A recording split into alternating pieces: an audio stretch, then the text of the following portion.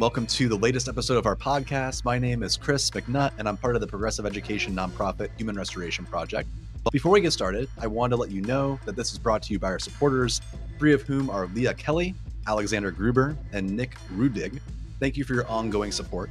You can learn more about the Human Restoration Project on our website, humanrestorationproject.org, or find us on social media and YouTube. So to kick things off, a solutionary has multiple definitions, one of which reads, quote, a person who identifies inhumane, unjust, and/or unsustainable societal systems and then develops solutions to transform them so that way they can do the most good and least harm for people, animals, and the environment.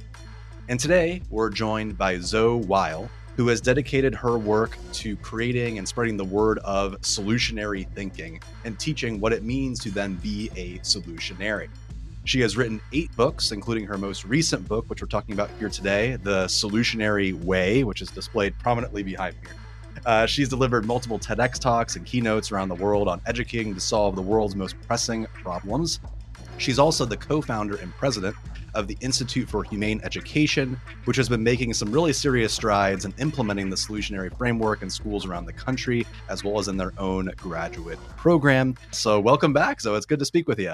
Oh, it's so great to be back, Chris. Thank you for having me. Yeah, of course. So, I'd figure we just kick things off by talking a little bit about what the book is, what you're going for with it, a little bit of an overview. Before we even jump into this question I have queued up here about Dr. Jane Goodall, because I'm just so curious about, one, how you got her to write the foreword to the book. That's a big name, but also just her interest in the work and what you're doing. Before we get there, can you talk to us a little bit about what it means to be a solutionary for folks that just aren't familiar at all? Sure. Well, you just gave the definition, and embedded in that definition is this ethical component of doing the most good and the least harm to people, animals, and the environment. So, the reason we need this made up word, solutionary, is because a solutionary is not synonymous with problem solver. So, an engineer can solve the problem of damming a river or blowing up a mountaintop for coal removal, but they're not a solutionary because they're not taking into consideration the impacts on other species and the environment. So that's part of what it means to be a solutionary. A solutionary is also not synonymous with a humanitarian. So humanitarians seek to relieve suffering and mitigate the effects of destruction and harm, but they're not in the business of addressing the causes of that suffering and harm. So solutionaries have this ethical component, and they are also driven to address the root and systemic causes of problems. Yeah, and something that I know is super key to your work is that concept of including animals explicitly as part of the solutionary framework, that we're not just looking out for ourselves, but also the entire ecosystem and explicitly the well-being of animals, birds, etc. Yes, and even further than that, Chris, is that we're not just talking about protecting species, we're talking about individual animals too. So any being that is capable of suffering and feeling pain, their interests should be considered when we are endeavoring to solve problems.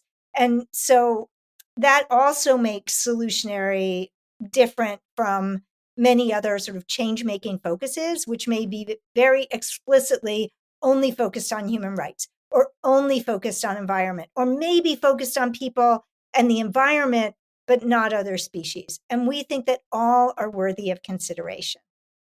Yeah, and I really appreciate the work that you're doing with both the book, but also the work at large at the Institute for Humane Education, because it's very applicable. It's not just a framework or a mindset where it's just like, oh, we can make the world a better place. It has actionable steps to making the world a better place. It's not hypothetical.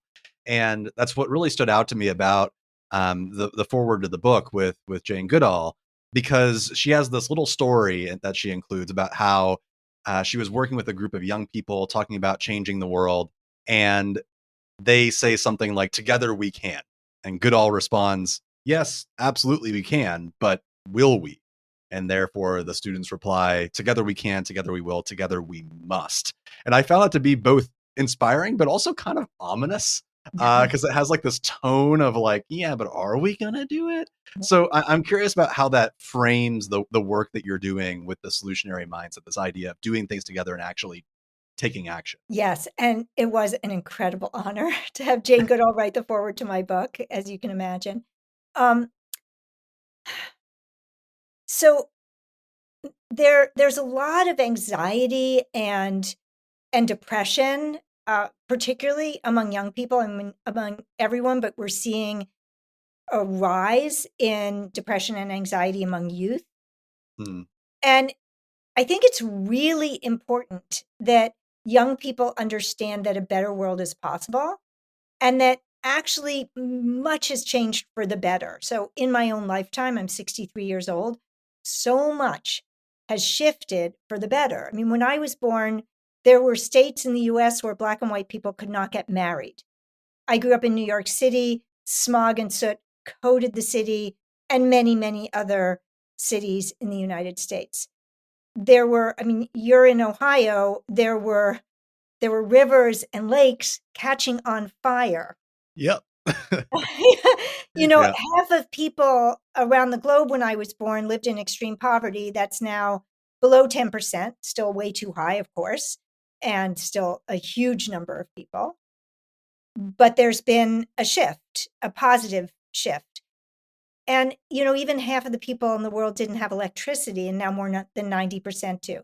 I don't want to be Pollyanna-ish about this. There is much that is bad, but things can be bad and better at the same time. Some things are worse, right? So we have we have created a less polluted air system in the United States. We don't have as much smog and pollution here, but in other countries, it's horrific. So we know these things aren't static, and I want to just I want to state that a better world is possible because we need that premise in order to work for change. And I Sure. think when Jane Goodall says, "But will we?" it's because a combination of factors keeps us from trying to change systems. And some of those factors are just our mindsets, our apathy, but sometimes our anxiety and depression keep us from thinking like, why bother? And then of course there are these interconnected systems that are very difficult to change, and so becoming a solutionary to address them in ways that will where we find good leverage points for real systemic positive change. It's not easy work. The reason I wrote a whole book, The Solutionary Way, is because it isn't as simple as just saying, I want to be a change maker. I mean, Hmm. solutionary is like a next level change maker. It's a Sure. process and it takes work. Um, so that will we is really a question of, do we have the motivation, the sense of agency and empowerment, the desire to do this work? And I hope that in our conversation, people will hear that it's not just work. It's meaningful. It's joyful. It builds community. It builds friendships. I mean, I just think about like your podcast and the work you do. I'm sure you feel as I do, like you met the most amazing people. It's incredibly exciting and energizing to do positive work with good people. And Sure.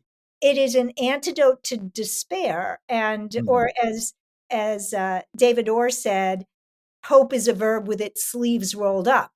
So we got to roll up our sleeves, and the hope comes, and the joy comes, and the world gets better. I mean, and I'm sure you notice this in your own work with youth.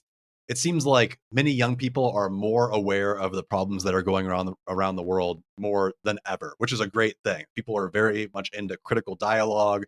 They are aware about our world's pressing issues, climate change, war, and all the various problems going on around the world. But we also know that hopelessness is at an all-time high. Anxiety rates are at an all-time high. Depression's at an all-time high. And a lot of folks do feel very disenfranchised from their ability to act as an individual to change those things.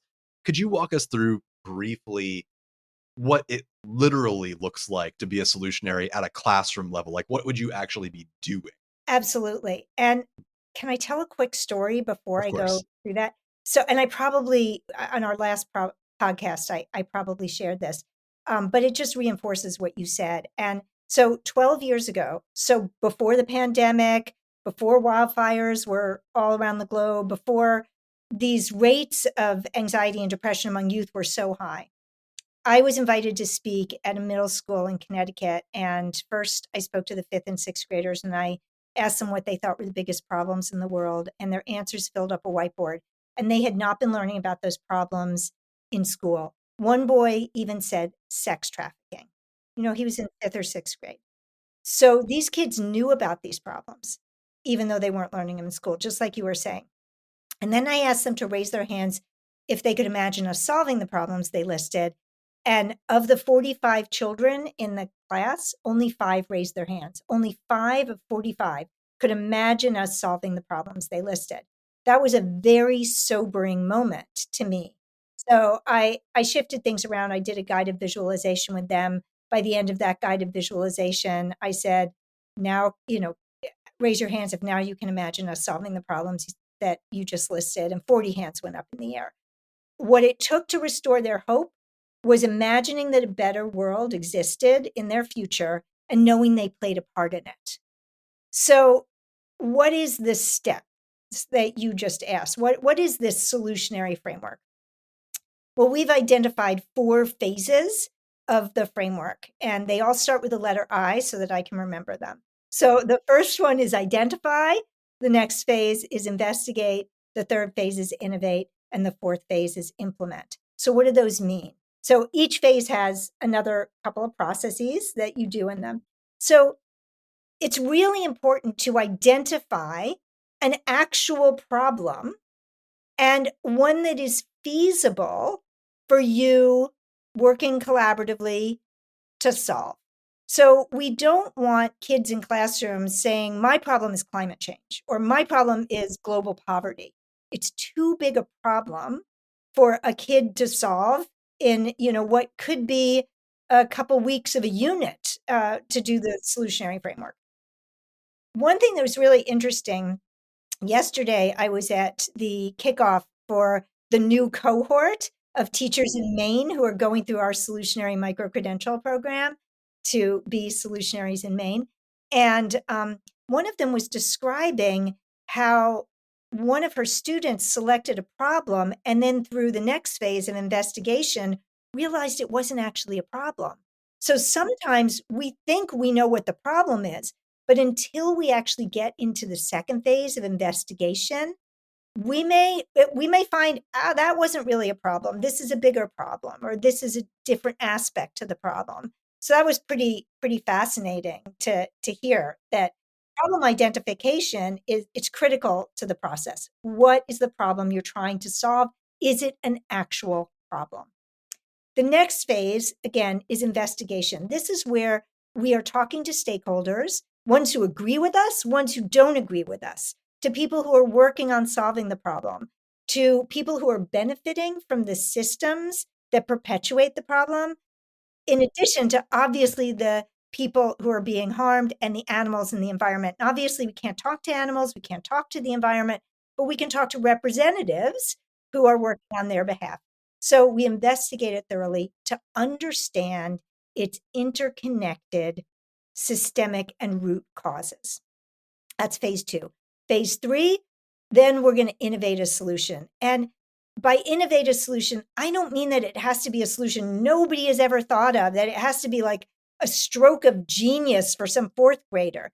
No, it could be that they actually find some solution that's being implemented somewhere else and could be spread and could be expanded upon. Or it could be that they find some solution, they read about it, but nobody's implementing it, and they're giving voice to that solution. Of course, they may come up with their own really great solutions. But the idea is that we're innovating a solutionary solution. And by that, I mean one that addresses the root and systemic causes and doesn't have unintended negative consequences, or has as few as possible, that really does the most good in the least harm. And then finally, and this is so important, students get to implement some aspect, if not their whole solution. And this is what's often left out.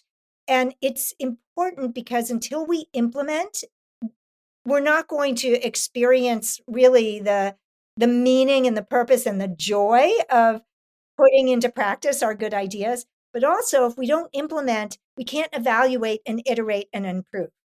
So that implementation process is really an important part of the solutionary framework. Yeah, I mean, it sounds like in many ways what you're doing is you're combining together a lot of frameworks into something that is uniquely positive. So like project-based learning, place-based learning, liberatory design. I mean, there's a million of them Yeah, that you could toss into the pot. But at the end of the day, it just comes out to be authentic work that does good things and makes people better people. yeah, And I consider the fact that if you have a generation of folks who are raised up through a framework like this, what would that mean for society at large? And I would assume that you, like myself, like that's the reason why we do this work is that we yeah, want to build a better world. It's not yeah, about the paycheck. It's not about like the recognition of making some cool framework. It's about the fact that if enough people went through programs like this, we would have social justice, we would have cleaner environments, we could change these things in a very short period of time, which I think is often left out of the discussion. As a history major, a big part of the things that we study were social movements. It's amazing how quickly, when people come yeah, together, something can change from with even a few weeks to a few years. yeah, This is not something that has to be imagined as something that's not happening within our lifetimes. yeah, Um, a critique I often have of like a lot of like social justice movements when it's taught as like this will sound great and we'll fix it for the next generation. Like, well, no, I want to fix it for my generation too. I have a stake in this game. I want the world to be a better place now. I don't want to wait. yeah, And if you have students that are able to implement those solutions in real time, perhaps that will cause them to behave differently once they're out of school. yes, So it's just really, really cool stuff. Um, and something I wanted to talk a little bit about is how do you get students to like to solve things within like those wicked problems, those systemic problems, and get them to understand how their individual actions can work to solve those things. You bring up this concept of, I think it's MOGO, more good. Could you explain a little bit about what it means to tackle a systemic problem and use that MOGO principle? yeah. So MOGO is short for most good, least harm, and then even shortened to most good. So MOGO is just an easy way for us to think about doing the most good and the least harm to people, animals, and the environment, that whole package. And so we're really clear when we are working with students that it's really important to narrow down the problem, like I mentioned before, so that it's actually solvable within their sphere of influence.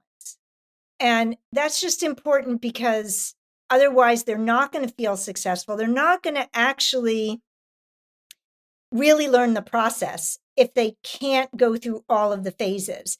And you Hmm. really can't go through all of the phases if you've picked a problem that is really beyond your capacity and your time frame to solve. That doesn't mean that you can't pick a problem like climate change. You're just going to narrow the problem down. It might be that our school has a high carbon footprint that Hmm. could be reduced. Sure. So Yeah. now the students are working on reducing their own school's carbon footprint. Absolutely feasible to address. Or our school's cafeteria is serving food that is harmful to the environment and cruel to animals. And that is something that students could address, and they could shift some of what's served in their school cafeteria. Sure. We always focus on that. I do want to loop back to what you sort of were saying before. So the reason why I wrote the Solutionary Way is because my work has been dedicated for quite a long time to educate a generation of solutionaries. That's the subtitle of this book, The World Becomes What We Teach, which we talked about last time I was on your show. And that's been my life's work. At the same time, I know that we can't wait for a generation of solutionaries to solve the problems that we face right now. I mean, students can do incredible work right now, but as you were just saying, you know, we can solve problems quickly when we come together, and particularly for those whose spheres of influence are bigger and greater and whose expertise is more extensive, they can solve problems faster now, and we don't have to wait. And we don't have to rely on a generation coming up to solve our problems. So I wrote the Solutionary Way because this framework is so effective with students. We need adults and people who are in all different professions to be adopting it. And the book only came out at the end of June, and it's been really exciting to see some of the responses from people in different professions. So a doctor who runs a couple of health clinics is using the book with his entire staff in both clinics, so that they can be solutionaries in healthcare. And I sent the book to Jared Fishman, who runs the Justice Innovation Lab, which is something that I mentioned in the section of the book on criminal justice solutions. And he just contacted me. He loved the book and he wants to use it with his law students. Amazing. And a brilliant biochemist read the book, and he's now said, like, I used to just suggest that everybody read these two books. Now I have a third book everybody should read, and it's The Solutionary Way. He's a biochemist. We had a free webinar on bringing the solutionary framework to solving issues using public policy. And you can find that webinar on our website, humaneeducation.org. And now we're going to take a quick break for a sponsored message. What if we started by listening? Human Restoration Project's empathy interview process involves students hosting peer conversations to uncover key themes that reveal the assets and challenges within schools and districts. Our work allows schools to hear from hundreds to thousands of students to listen, learn, and take action. Or in other words, we can literally hear from every single student on what they enjoy and what challenges they face at school. We do this through a 3-step process. First, we train student facilitators to conduct empathy interviews, or focus groups, with their peers, gathering insights on what students love about school and what they wish to improve, all tailored to address the specific questions or interests of schools and districts. Second, we utilize cutting-edge conversation sense-making technology, qualitative data mapping software, and AI tools to code, theme, and analyze hundreds of student conversations, presenting key themes, student quotes, and areas of success and growth in a comprehensive school portal. And third, we provide tailored recommendations, including research-backed strategies, actionable steps with varying levels of effort, and connections to additional partners to address key concerns. HRP supports districts with case studies, grant applications, and ongoing professional development to ensure successful implementation. This work is meant to elevate the incredible work that schools are doing while providing a never-before-possible opportunity to listen and learn from all young people in the learning community. Our goal is to make this process work with your space, and therefore we're highly flexible with time requirements, scheduling dates, district constraints, budgeting, and more. HRP has conducted hundreds of focus groups representing thousands of students in over 40 districts nationwide. We are proud to support strong school partnerships, equity-driven practices, and to support a strong data privacy policy to protect all learners. Our empathy interview process and ongoing workshops have retained a 94% great or excellent rating with educators, and we're honored that we are consistently invited back to districts to support their professional development. Learn more about this opportunity and get involved on our website, humanrestorationproject.org, and we look forward to hearing from you. No, it's really cool to consider the fact that as you put these plans into action, the work that's occurring in schools, that's occurring in colleges, that's occurring in the workforce will have a net benefit impact right away that we'll be able to see with our own eyes. Two examples that came to mind as you were talking were a science teacher at the school I used to work at implemented a recycling program alongside students. Students were the ones that came up with the idea. And because they actually implemented it, they owned the process. So there was way more buy-in from other students to actually participate in the recycling program and keep it going. This thing can be said, though, at the college level. Here in Columbus, Ohio State University architecture students have put in these really cool It's like a stimming device that are put in place on these benches that they install that allow you to use your fingers to like cause sound on these wind chimes, like these really interesting displays. And they're designed for young people, especially young people with disabilities, to kind of use and concentrate their energy on these spaces. But also, they look really cool. They're like a net benefit in terms of aesthetics, and it's a seating area for folks that want to sit down. And those were all inspired by projects that students were doing at the college level. Imagine if you did that with 100 college classrooms instead of 99 of them lecturing and one of them actually doing something, Exactly. and what that would then mean. And that really gets into that dreaming piece that I'd love to talk to you about, because there was a quote that stood out in your work that I just really thought was well written. Not that the rest of it wasn't. I just really like this part. You said, "There's a beautiful regenerative future ahead of us where conflicts are resolved peacefully and where we live harmoniously with the ecosystems that support life." And this gave me a very solar punk vibe. I don't know how familiar you are with the speculative fiction movement, but folks like N.K. Jemisin are writing these really interesting stories about futures that actually have solved problems. What role does dreaming and hope drive you to creating that better future along young people? Like, what gives you hope in the world to keep doing this work? So I don't read a lot of speculative fiction these days, but I'm a huge Star Trek fan, and Star Sure. Trek was That's the original solar punk. Yeah. exactly. And, Mhm. I mean, I even asked William Shatner to kiss me in front of 5,000 people at a Star Trek convention when I was 15 years old. He actually said he had trench mouth. He said, "Sorry, I have trench mouth," just like Shatner would say it. Okay. And I yelled down from the balcony because this was in front of 5,000 people. I said, "I don't care," but I didn't get the kiss. But I did get a good story out of it, which I can, Sure. continue to tell to this day. But, I do ask myself why I was willing to publicly humiliate myself as a teenager, um, because it's not something that most teenagers strive to do.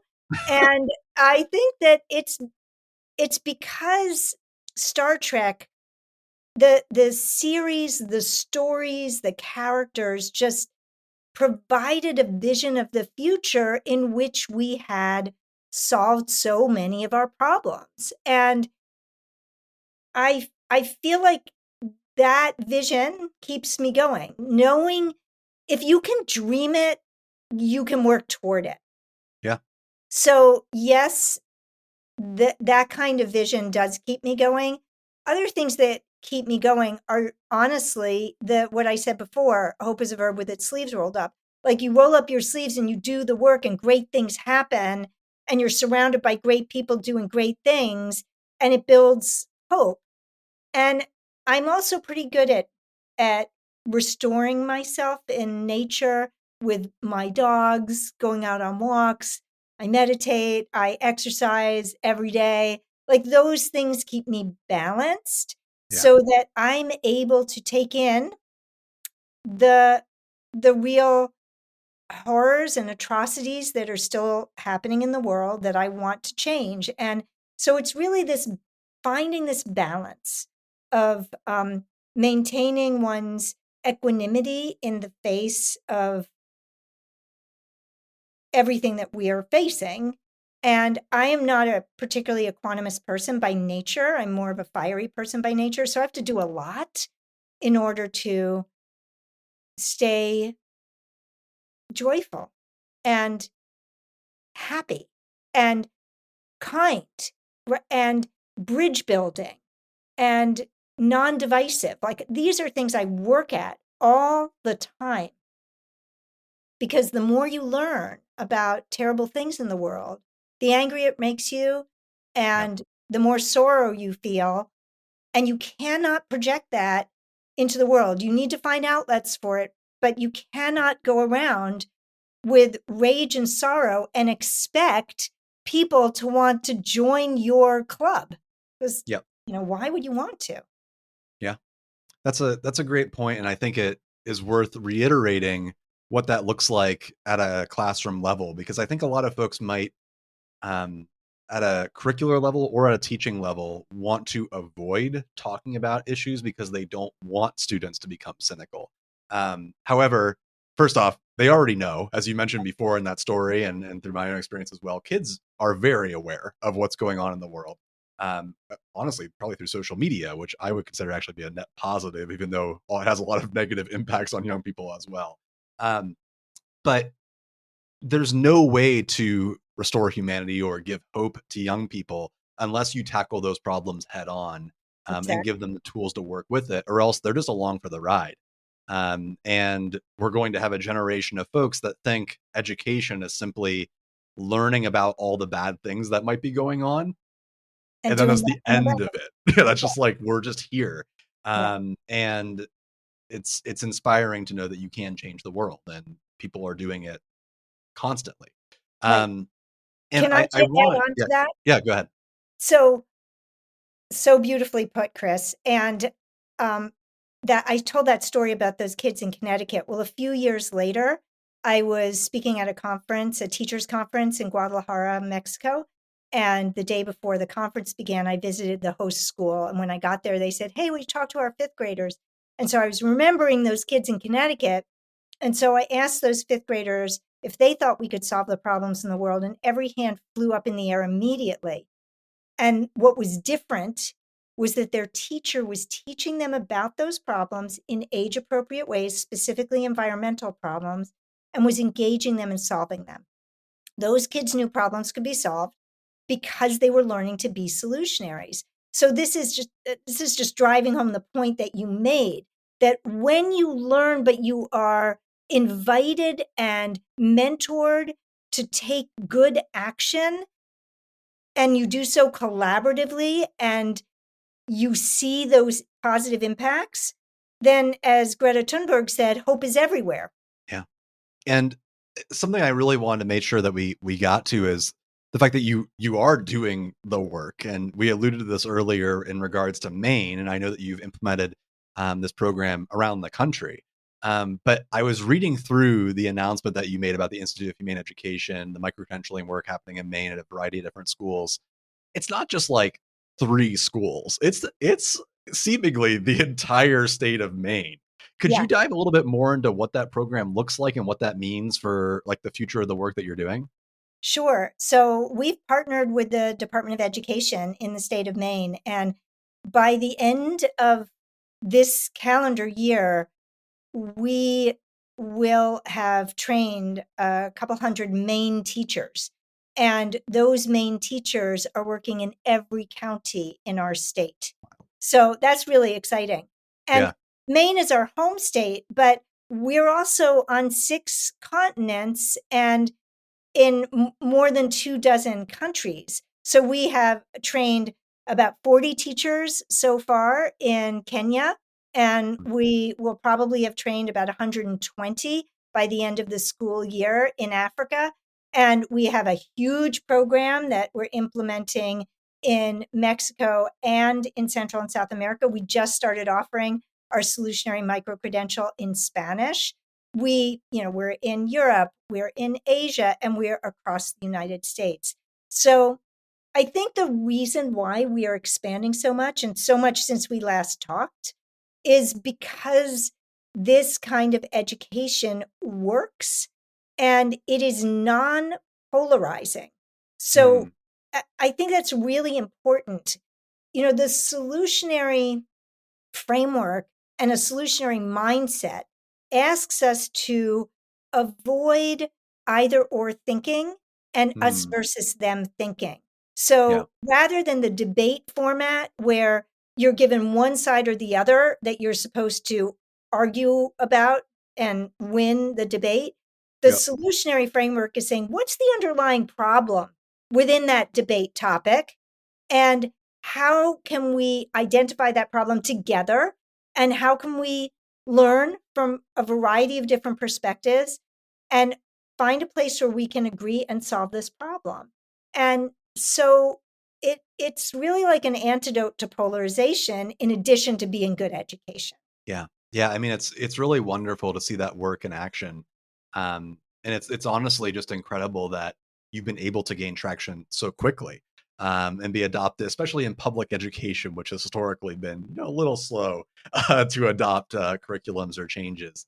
something that has always been a big pet peeve of mine as a social studies educator was always that idea of framing things that we know to be true in an argumentative format in order to make an education of it. So like a really common would be like, is climate change real? Yes or no? Mhm. Or is it impacting our environment? Yes or no? It's like, well, no, we know it's real. Like this is not a scientific hypothetical. It is a real concept. So instead, let's make the action item, well, what steps can we take right now to fix that, as you're mentioning? And Mhm. there's something to be said about how this framework leans into other elements of what we would call like a progressive education. It leans into project-based learning. It leans into place-based learning, being involved in that space. It leans into restorative justice. Even the process of like figuring out who the folks are and like having people name their harms, all that kind of stuff, is the exact same thing you would also do from a quote unquote discipline standpoint in restorative justice. Where do you see the solutionary framework moving toward when it comes to like pedagogy? So it's a framework when it comes to curriculum, but I also would imagine it would shift the pedagogical components of how a classroom operates. What does Yeah. that look like? So, it depends on the teacher, it depends on the school, it depends on how much flexibility the teacher has, the age of the students. So, in my ideal world, students would be able to choose the problem that they want to address, and there would be a variety of different groups in a classroom with different problems. That can be really hard for a teacher to manage, and also for a teacher to fit into. Let's say they're a science teacher, but the students want to address a social justice issue, or they want to address a animal protection issue. Like, maybe it doesn't fit. Same thing can happen if it's a social studies teacher and the students want to address a science question. So sometimes what happens is that the it has to morph to fit the classroom. But in the ideal scenario, the teacher is the mentor to the students. They're alongside the students in the process of the students going through those phases. So the students identifying the problem, the teacher's helping them, the teacher's asking them questions, are you sure it's a problem? How can we tell if it's a problem? I brought that up earlier, and the example that this one student in Maine discovered was his problem was that immigrants were taking jobs away from Mainers. And what he realized through his investigation is that wasn't actually happening. That what he thought was a problem wasn't a problem in Maine. It might be a problem somewhere else, but it wasn't happening in Maine where he was addressing this. And so he was like, it was a really important thing for him to learn. Oh, what is the actual problem? So at any rate, the teacher's alongside the student's doing that work. Then the students are doing the investigative work. So they're cultivating critical thinking, systems thinking, strategic thinking, and creative thinking in this solutionary framework. And that requires learning how to be a really careful investigator, learning to be able to discern fact from opinion, what's a reliable source, what's not a reliable source. All those important critical thinking activities happen. And so, again, the teacher is guiding that process and mentoring that process, not even guiding, mentoring that process for the students. And then the leverage points, the students are really deeply working with systems thinking. And then implementation is action, which doesn't happen all that much in schools. And what's different, the solutionary framework like overlays beautifully on project and problem-based learning. It's different from them because you don't start with a project. You start with this, this problem that you're seeing in the world. So I think, have I answered that question? I think so. I think it kind of gets to the heart of the idea of like design thinking, liberatory design thinking, etc. In many ways, from my view, you are offering the content and curriculum apparatus to actually do those pedagogical concepts. Because the number one issue we run into, because we're a progressive education organization, and what we tend to do is we tend to work with schools to promote design thinking, and Yep. as well as a variety of different systemic changes in order to support that change to happening. But that's very difficult to do if you don't have the curriculum or the content or the ideas to support it. Right. Otherwise, you have all of this really crappy curriculum, and you're like, well, how can I make the Pythagorean theorem into a really interesting project with kids? It's like, well, the answer is you don't. You actually find something really interesting and hope that it fits in later, Yeah. because that's just the only way it's going to work. So Well, I just appreciate the fact that the book has loads of examples in it by itself, let alone all of the resources on your website, etc. and we're actually designing curricula right now. We just piloted a curriculum on food waste, but it's a choose your own adventure Cool. curriculum. So we're looking to do that on a variety of different topics. Yeah, and let's talk then about folks that want to get involved. So there's folks that are listening. Earlier, you mentioned there's a recorded webinar, but I know that you have a bunch of stuff going on. Could you walk us through how folks can get involved? Is it Yeah. free? What if they want their school to get involved? Go ahead. So lots of things are free on our website, humaneeducation.org. We have free downloadable resources. We have our Circle community. So if you sign up, you can also be part of Circle. And we have a variety of different gatherings, webinars, talks. People can come together. They can create their own Circle conversation and bring people together on the platform. So all of that is free. We have a Solutionary micro-credential program. It's not free, and we don't exclude anybody from it. So for those who can't afford it, it's free. But a school that has professional development funds, we ask them to pay for it. So that's how we're offering it in Africa, is Sure. because we're charging those who can afford it, and we're providing it free for those who can't. And we also have an online graduate program with Antioch University. We have an MEd program. We have an EDD, it's specializing in humane education. And I haven't really defined humane education, but it's education that explores the interconnections of human rights, environmental sustainability, and animal protection with the Sure. goal of educating others to be solutionaries. So we have these graduate programs. We also have a graduate certificate, again, online through Antioch University. So it's really soup to nuts, right? You can enter, get what you need free, but you can also get a doctorate in education focusing on this. Thank you again for listening to our podcast at Human Restoration Project. I hope this conversation leaves you inspired and ready to start making change. If you enjoyed listening, please consider leaving us a review on your favorite podcast player. Plus, find a whole host of free resources, writings, and other podcasts all for free on our website, humanrestorationproject.org. Thank you.